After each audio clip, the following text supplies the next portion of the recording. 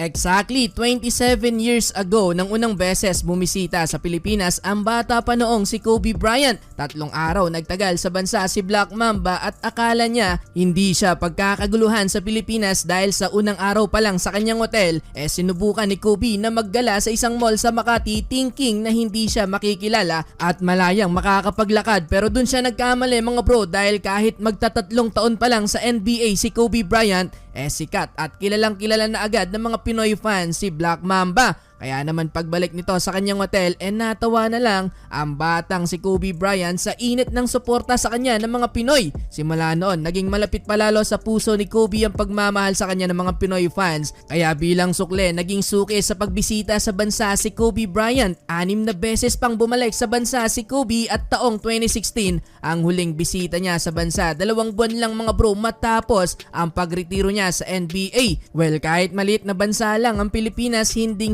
makakalimutan ni Kobe na dalawin ang mga fans na tunay na nagmahal sa kanya. Nakakapanghina nga lang at iniwan na tayo ni Black Mamba.